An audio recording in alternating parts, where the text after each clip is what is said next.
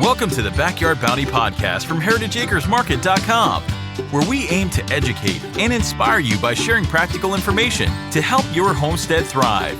And now, here's your host, Nicole. Hello, everyone, and thank you so much for joining me for another episode of Backyard Bounty. I'm your host, Nicole, and today I'm joined by Tony, the Urban Farm Manager for the Columbia Center of Urban Agriculture, and today we're going to be talking about the 4 principles of soil health and how they implement those into their practices. So with that being said, Tony, thank you so much for joining me today. Thanks so much for having me on, Nicole. Not something I get to do that often, so this is fun.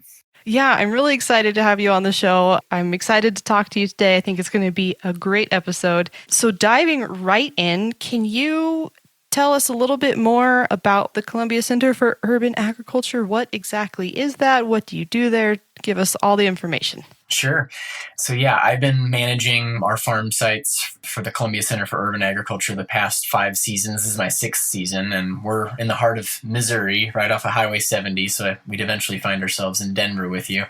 We've been around since around 2010, working in the Columbia, Missouri community to enhance our community's health through connecting folks to agriculture and the land in hands-on ways. So getting people out into garden spaces, farm spaces, learning where their food's coming from.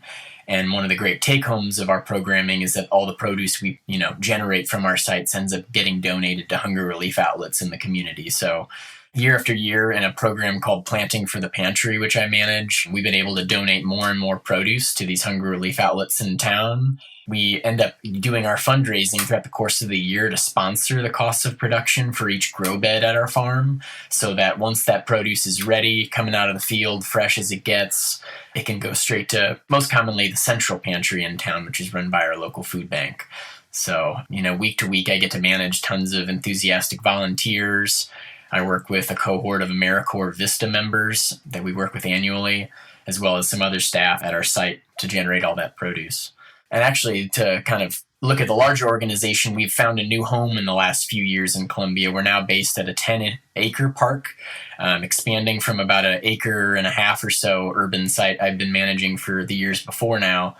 Our new 10-acre site is under the name Columbia's Agriculture Park, and in a public-private partnership, we've been able to work with the City of Columbia, the City Farmers Market, City Parks and Rec, and the local Sustainable Food and Communities Network to develop this open to the public, park hours oriented park to teach people about where their food comes from in a huge new capacity. Well, that sounds really amazing. And I love that, it's kind of a full circle thing where you can have folks out there to learn and then give back into the community in so many different ways. So I think that kind of speaks for itself. But what was the thing that started this whole program?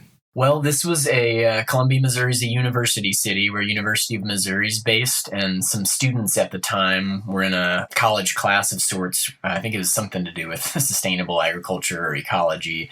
And they had a class project where they started using bikes to transport food scraps around the city from restaurants to compost on site at an urban lot, generating that waste into a fertility source for the garden, and, secured a acre site that became our urban farm where they were able to start using that compost. I think around 2010 is when it became a nonprofit organization, and it took a couple of years maybe for anybody to start getting paid.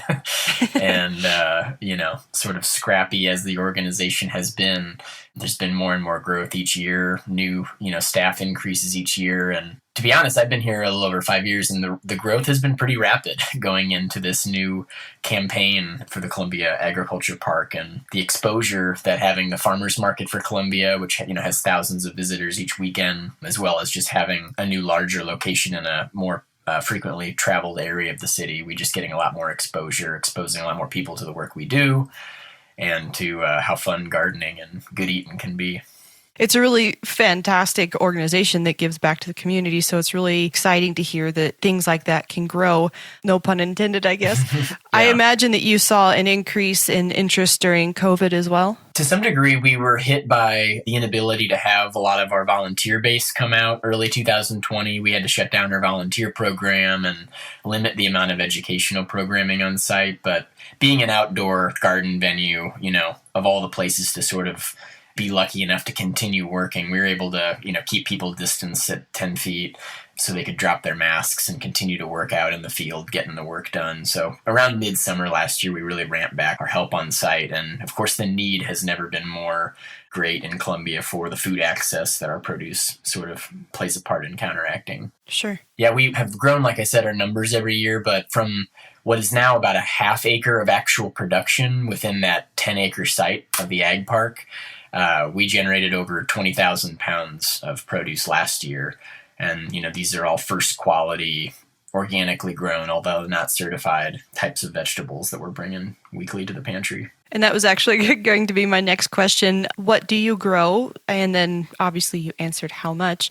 So what kind of things do you grow there? We do a whole lot of everything. So in the Planting for the Pantry program, we do work really closely with pantry staff to find, what produce is in most need. Maybe it's the stuff that's most expensive to find or, inaccessible at a grocery store. We find what quantities we need to grow. So what surface area of bed production per crop we need to do. And then even we look at specific varietals and what's the culturally appropriate way to present that food at the pantry. In terms of actual crops, it's a little bit of everything. So right now we just are about to seed a second succession of beets and carrots. We're about to be in the bulk of harvesting sweet and hot peppers, okra, tomatoes, cucumbers. In the fall and spring, we'll really focus on the turnips and radishes and bok choy and kale and collards. And so a little bit of everything veggies. At the site, we're also putting in a demonstration garden where we're able to, show folks in their backyards all the things they're capable of doing. So raised bed, container gardens, in-ground beds. We do a holistic fruit tree program where we'll do holistic sprays for folks in the community, their fruit trees, as well as plant things, source, more rare genetic stock. So we're demonstrating some of those different fruit tree varieties, common things like apples and peaches and pears, but also getting kind of funky with it. So I don't know if you've ever heard of jujubes or Chinese mulberries, the chi tree, or there's a blue bean plant that's like a blue bean tree. There's a lot of space out there, so we're getting creative with what we put in and with what we show people they can grow at home. How neat. So as you've been managing this program and working with it over the years, so we mentioned in the beginning talking about soil health. How does soil health relate to all of this? And how did you determine that soil health was important? That's a good question. And there's a lot of ways, I think, to address it. We sort of look at all sorts of different methods for ways in improving soil health because the gardeners that come to our site and some of the small farmers that learn from what we're doing at the park, all come with different challenges with the soils they have. They come with different, financial resources. They come with different sensibilities on whether they're interested in, maintaining organic practices or if they're willing to, practice more of the pesticide spraying and whatnot. So I try not to spin any silver bullets at folks, on what the best only way to sort of build soil fertility up is. But, broadly, like a soils class would recommend, we sort of focus on the physical, the biological, and the chemical. And I think one thing we could talk about in this episode is there's a great PDF that the NRCS put out, some years ago, roughly titled Farming Practices for the 21st Century, a Practical Guide for Soil Health. And when I found this, I kind of was thinking, wow, this is really close to what we're already doing. And a lot of the practices we do fall under these 4 principles listed in the PDF.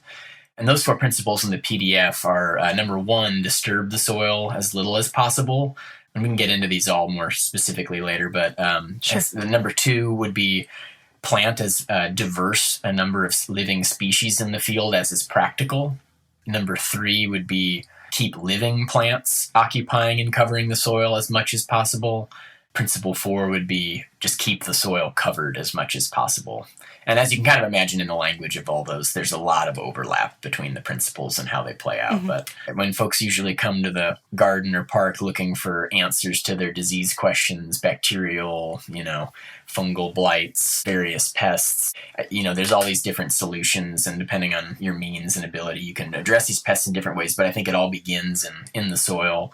And balancing those biological, chemical, and physical demands to create the ideal conditions for your plants to be able to boost their immune systems, fend for themselves, and hopefully save yourself all the time having to deal with those downstream problems in the first place. You said this was from the NRCS. Who is that? What does the NRCS stand for? National Resource Conservation Services, I think. Yeah, Natural Resources Conservation Service. So these 4 principles, can you kind of walk us through how you incorporate those into your garden setting? Sure. So a little bit of background, I guess, on our setup. Within the 10-acre park, there's about a half acre that we've dedicated as our initial production area. And within that, there's 4 quadrants we've taken from that half acre. And so each quadrant is a makeup of 16 beds that are each in the 30-inch wide by 100-foot long layout. And we use, at this new site, a program with the BCS tractor, which a lot of your listeners might be familiar with, the 2-wheel tractor that you can attach all those cool implements, flail mowers, tillers, rotary plows. And we use a rotary plow to work up soil in the walkways, these 18-inch walkways, to bring soil up from those walkways into a raised bed, 30 inches wide. And for our heavy clay soils in mid-Missouri, that is super crucial for some of these wet, torrential summer rains we've been having and keeping our plants' roots happy and above water.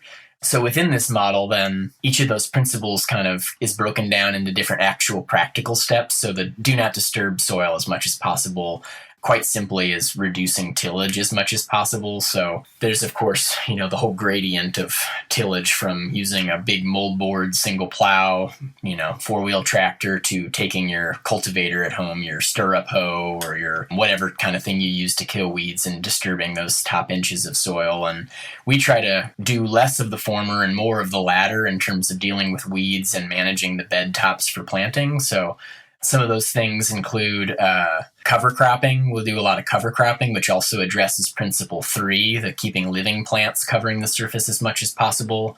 I don't know if your listenership has practiced much with cover crops in the home setting, but we consider the cover crops anything we're growing that isn't for a marketable yield, okay, and that we're growing for the ecosystem services it provides, to our soil, to pollinators and local habitat for other beneficial insects. That third principle is, the crucial piece of a living plant covering the soil is that living plant is not only shading the soil, regulating the temperature of that surface of the soil for the plants around it and the soil microbes in that top 6 inches, but it's also releasing liquid carbon it's made through the photosynthetic process into your soil. So you're increasing your soil carbon content through these living plants. They're releasing, what are called plant exudates through their roots. So they take all these sugars they generate through photosynthesis, and they send all these tasty sugars, these carbohydrates and proteins, into the soil food web, where these microbes are waiting and happily hungry, ready to proliferate, eating up all these plant-based foods. And in turn, the plant wants to attract these microbes, right? Because these bacteria and fungi are capable of breaking down the rock and mineral material in the soil that would otherwise be inaccessible to those plants. So by us growing cover crops in the shoulders of the season when we otherwise can't squeeze in another cash crop, or in between, maybe we goofed on a transplanting, or there's just a gap between those spring radishes and a carrot crop that we're not going to put in until July for the fall, we can squeeze in a cover crop of buckwheat, for example, which might only take 5 to 6 weeks to go from that seed date to full bloom, where the pollinators are eating it up, and where it's doing all those ecosystem services for us in the meantime. So, I could kind of keep connecting and drawing all these together, but those cover crops is a great addition to the third point, as well as a way to target the first point of disturbing the soil as little as possible, because what we're able to do is grow cover crops in the fall that intentionally will winter kill based on cold conditions. And then what we're left with is a nice residue of what looks like straw in the spring. So we have a free straw source. And instead of having to come in the spring and till up that soil to make it available for crops, it has smothered any chance of weeds coming up. And we can just rake that duff back from the cover crop and plant our spring crops into it. And so then what do you do in the warmer months when you plant the cover crops that you would then need to remove to plant a cash crop? Do you pull them? Do you cut them? Like, what do you do with that? Yeah, That's a great question. Different ways to deal with it depending on, again, what tools are at your disposal. So if you really had a limit on tools and funds for tools, you could be using a weed whacker or a mower to take that buckwheat down around the time of its full bloom, but before it goes to seed and kind of creates a buckwheat weed problem, which we've done a lot. And so you could mow or weed whack that stuff at that flower stage, which will kind of zap it of its enough energy to regenerate from the roots. And what we would do is often smother that with a layer of compost that you could plant directly into. And that compost not only acts as another sort of mulch layer to keep weeds from germinating, thus reducing the need to till, but it also will kind of create a seed bed because, of course, the buckwheat roots will be kind of tangled kind of mess in the surface of the soil that would be hard to plant into. So you could plant into that top layer of compost. If you have the means to kind of expand your tool belt, we also will use the BCS fleet of tools. They have a great flail mower that's made for the 30-inch width bed. So that flail mower is a real powerful beast of a tool, and it'll take, 5 foot tall or 4 foot tall buckwheat cover crop down to small shreds that can easily be incorporated into the soil with a little hoe. On the farm scale, we also have bought a BCS power harrow, which if anybody looks that up, unlike a tiller where your tines are rotating on a horizontal axis, kind of moving up and down, bringing soil from the bottom to the top, this just sort of stirs the soil in the top layer in a more horizontal orientation. So the tillage is greatly reduced. The weed seed that would come from bottom to top is greatly reduced, and you're still able to work in that buckwheat crop residue that way. And actually, a third thing would be if people have played with plastic tarps or billboard tarps, or there's sometimes pulled from silage operations, silage tarps. You could weed whack that buckwheat cover crop, put a tarp over it for a month to let the microbial world under that tarp break down that buckwheat straw and be left with a really nice bed to plant into five weeks or so later. Gotcha. Yeah, that all makes sense. I know that we were looking into doing some cover crop things, and I'll tell you, I looked no further than, what can I plant as a cover crop? Yeah. But my concern when I was going to plant them in the spring was, well, then what? So it's never an easy answer. Yeah. I mean, I probably could have looked it up, but yeah, and the different species we do, we've experimented more and more, and this addresses the second point of planting as many diverse species of plants as practical, because they each offer different strengths and weaknesses into the field. But we'll plant very diverse cover crop mixes, so sort of divided into warm weather versus cool weather species, and to address different functions in the soil and in the environment, we'll put different species into the mix, and they all kind of create different challenges in terms of mowing or putting it under, or when all of them aren't blooming at the same time and you do a nice mow, it probably won't kill all of them. So that's maybe when you bring those tarps out or, do some light surface work on the soil. But yeah, sure. It's fun playing with the mixes.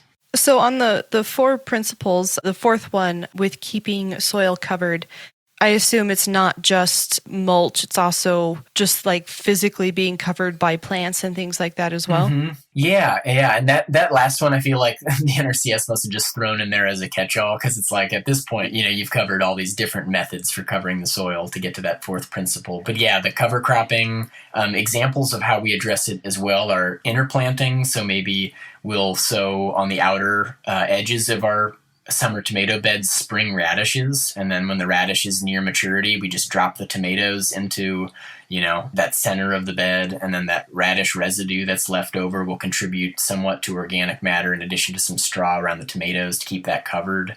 Basically, any kind of creative ways you can maximize the space of your beds through more intensive plantings would be examples of that. Another great example is, instead of the radishes come out in the spring. I keep using radishes for some reason as an example, but instead of direct seeding our okra in late May, maybe we'll have started it 2 to 3 weeks in advance. And because we're using our transplants, we reduce any of that amount of time when the bed would just be more or less bare, waiting for direct seeds to come up. So for folks that have a greenhouse or outdoor space conducive to growing their own plants or buying stuff from nurseries, just the sheer ability to transplant the majority of your stuff can reduce that amount of, bare soil exposed time, that time when, your soil's going to cook or get heavily rained on, or things like beets, turnips, sometimes even beans and peas I've tried this way will grow in transplant blocks as little clusters. that we plant on, 6, or it depends on the spacing for the plant, but instead of direct seeding those things and then having to necessarily do thinning or kind of wait that amount of time for them to come up while the weeds are coming up with them, in tandem, fighting it out, that transplanting will really be a huge benefit in that regard. Yeah, that makes sense. So have you been using these principles the entire time, or are these some things that you implemented over time? And to stack on to that, if you were doing something different before, have you noticed a difference in your crops since using these new principles? Yeah, one challenge in answering the question is that we've only been at the new site, the agriculture park, where I'm spending the majority of my time with my crew now, for the last 2 seasons. So It's sort of all new there. I think at the former site, though, we definitely saw these things build on top of each other, as well as doing more soil-based mineral balancing was a big piece, because as we were piling on the compost and really focusing on getting up our soil organic matter, in addition to practicing these soil-based concepts from NRCS, we were lacking on making sure we were providing all the micronutrients and the minerals on a soil test, not only in their abundance, but in their correct proportions to each other. So paying a little more attention to our fertility beyond the NPK that, a lot of fertilizer brands might focus on. When we started balancing the calcium to the magnesium and the potassium and the micronutrients, we had deficiencies of boron and copper in our field. Those made great differences too in terms of reducing pathogens and disease. So maybe we could talk more about that. I assume the first thing you would need to do is a soil test, but once you find out that you do have a deficiency, how do you go about fixing it? How do you know how much of whatever to add and all of that? It's been a newer world of information I've stepped into to learn about more recently. I don't have an easy answer to that, but certainly there are certain labs across the country that pay more attention to that full spectrum of minerals and how they're balanced in proportion to each other. The professor and I believe dean of soils at the University of Missouri, William Albrecht, in the mid-20th century did a lot of studies on the most nutrient-dense and healthy plants that produce the most nutrient-dense and healthy livestock feed sources. He studied the ways that the minerals played in proportion to each other in these soils and came up with some ideal ratios that since then, writers like Michael Estera and there's a new author I was reading, Will McKibben, have kind of sort of developed more books on. And so you can take soil tests that you might take through a company like Logan Labs in the Midwest or Kinsey Ag in Missouri, actually. And they'll give you these proportions, and then you can work with some of these texts to sort of concoct your own fertilizer cocktail to put these minerals back into balance. And some companies like Kinsey, you can actually pay a fee to be able to have them do that analysis for you. So you don't have to go into it completely blindly on your own. So is that something that is like a one-time fix, or that you need to do maybe a heavier application of whatever you're lacking and then in subsequent years just, lower doses? Yeah, that's a good question. It's usually really important, I think, for gardeners to at least one time soil test where they're working. And if they think they have various microclimates that might differ substantially, they have a bog on their property versus a highland soil versus a sandy soil, where these things differ greatly, I would take a different test for each area, but at least one time do that test and, apply the mineral prescriptions according to that test.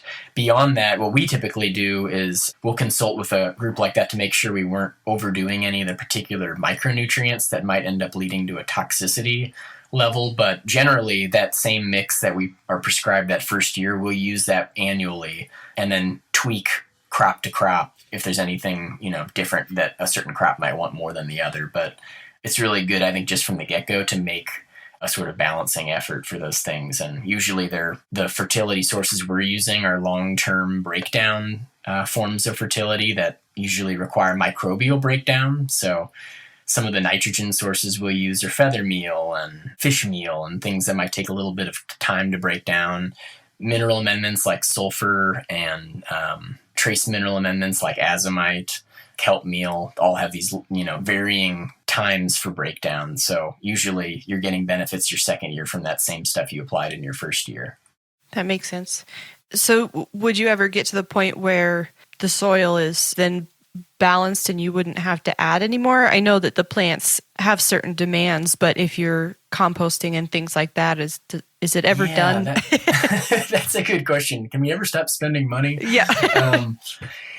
I think that what we're talking about right now is really addressing sort of the way we can play out the chemical environment in the soil and the way that we can sort of jumpstart the soil with these minerals. But we would just go back to those 4 principles from the NRCS document, that talk about preserving the physical integrity of the soil and fostering the soil food web of all the life in there that's doing that free nutrient cycling for us.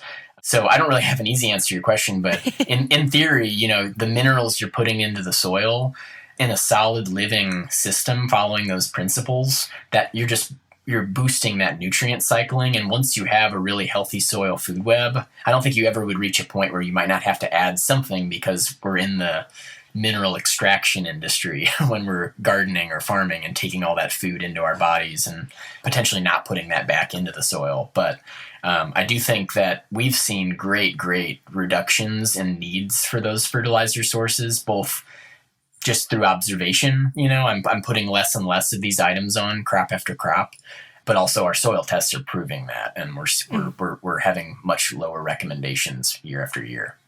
So would it be safe to say that with patience, if you followed these 4 principles and really nurtured the soil, that eventually it would improve and get pretty close to the point that it wouldn't necessarily need much of an application of these different minerals after a certain period of time, whatever that time that may be?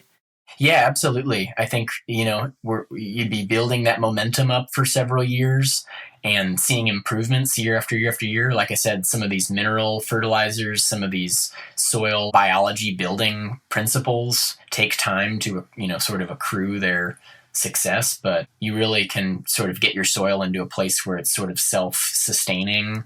I mean, the key is to remember that you can always, unfortunately, set yourself back quite a bit too. Every time you're bringing your tiller out and pulverizing the top, 12 inches of your soil, you're sort of setting nature's succession plan back to square one and, breaking up those earthworm burrows, disturbing those fungal environments, oxidizing the organic matter that you've been building up in that soil. So back to that principle 1, disturbing the soil as little as possible once you have developed a lot of this soil health, I think is a really important thing to keep in mind. So the 4 principles, they seem, relatively simple and straightforward, but have you had any issues implementing them or found any challenges along the way that maybe you weren't expecting? It's always a challenge managing for complexity, right? So there's always things that we start with good intentions and sort of get out of hand. One of the biggest challenges is in a no-till environment where you're not disturbing the soil through mechanical tools, and you're trying to keep it covered and happy as best you can. So you're, keeping it moist and you're keeping it covered. You can really create a habitat that perennial weeds just go crazy for.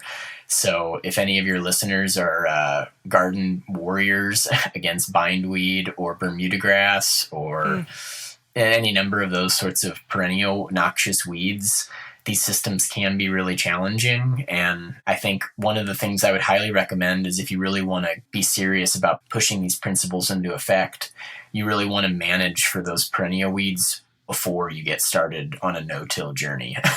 So, for example, the agriculture park where we've moved into in the last 2 years, we started off with a very heavily compacted former Boone County Fairgrounds. The area where we're growing our vegetables used to be the site of livestock expo buildings and a tractor pull.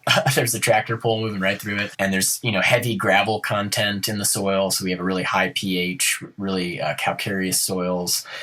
And these soils were growing some really good crops of bindweed and Bermuda grass, probably about a 50% stand in the field. So there's a great resource, I believe, in East Oklahoma called the Kerr Center, and they have a great PDF online that describes a farming model to combat perennial weeds called bioextensive farming.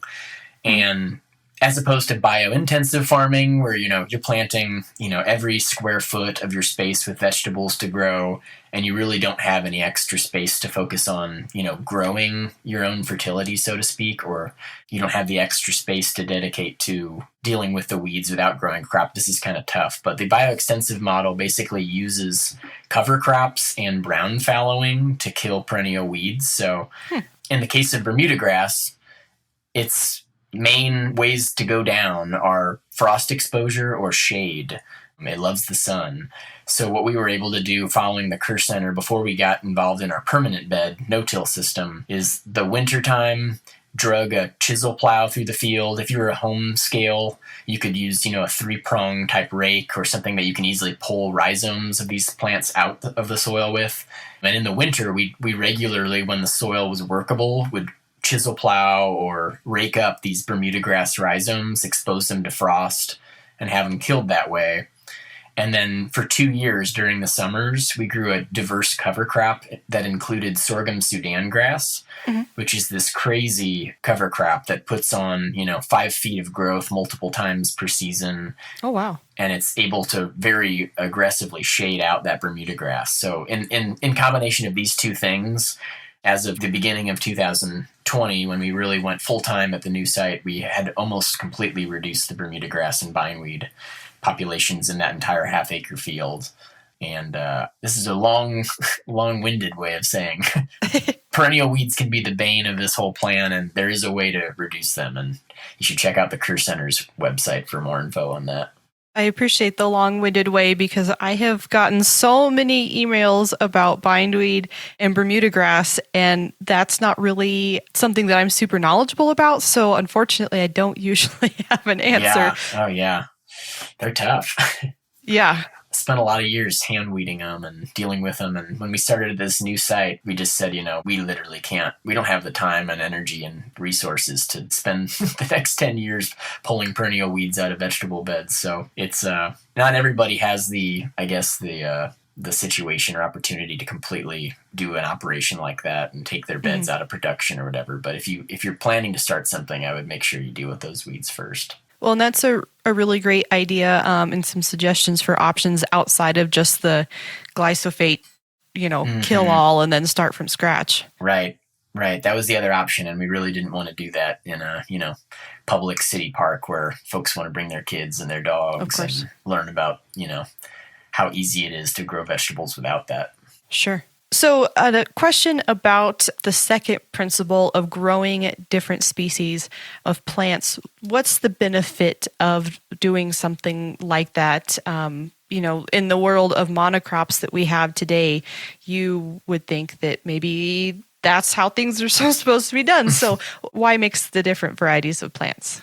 At a simple level, in terms of sort of mimicking the checks and balances present in natural ecosystems, our providing as diverse a species mix as we can provides all those different checks and balances for our farm site and allows us to grow things without the intervention of, spraying herbicides and pesticides as frequently. So in a lot of the marginal spaces around the agriculture park and our other farm site, we will often, plant specific things that draw in beneficial insects, as well as plants that offer a diverse forage for pollinators throughout the year. So some things would be, perennial natives that are always there with a root system intact to provide habitat for beneficial ground beetles. We'll plant lance leaf coreopsis or purple poppy mallow, some different Missouri natives that are really known for attracting green lacewings and ladybugs, which are great for, tackling your aphid problems. We'll plant the carrot family. A lot of you all know its members include fennel and parsley, lovage, and even sort of other frilly-like plants like that, like yarrow. These are all considered nectary plants that draw in really beneficial insects like braconid wasps. They're kind of famously known for laying their eggs inside the bodies of the tomato hornworm. And then those worms, come out and go to town on the bodies of that worm. That's a great... Yeah, I've seen that. That's terrifying. A brutal check and balance in nature. That's some of the sort of pest management benefits of doing that. Just doing the cover cropping we do, doing the intercropping we do in a bed. These are examples of ways that, we're putting different root systems together. And each of these root systems is taking in different nutrients. It is releasing different nutrients. It's drawing in a different community of microbes into what people call the rhizosphere, that root zone surrounding the roots immediately. So the more diversity of plant roots we're putting out there, the more diversity of plant microbes partnerships we're establishing.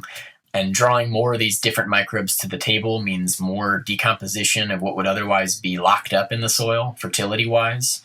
And so we can kind of get more of that free nutrient cycling, more of that checks and balances, the more we plant. A key word in that principle that the NRCS lists is the word practical.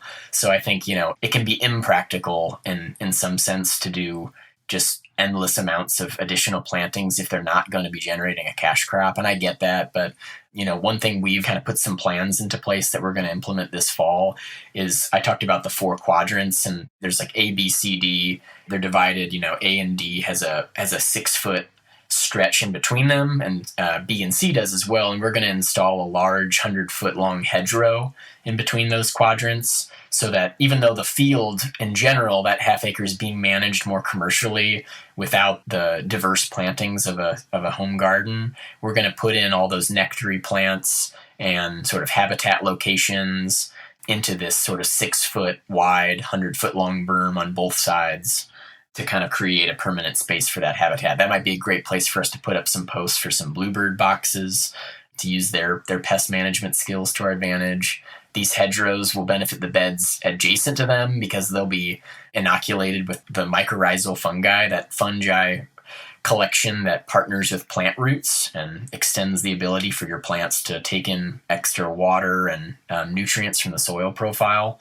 So when we might be putting other crops under and saying goodbye for the year and ending some of those fungal partnerships, these sort of hedgerow the biodiversity banks can be places where in the soil we're also keeping those fungi alive so they can further inoculate our beds, to their sides later.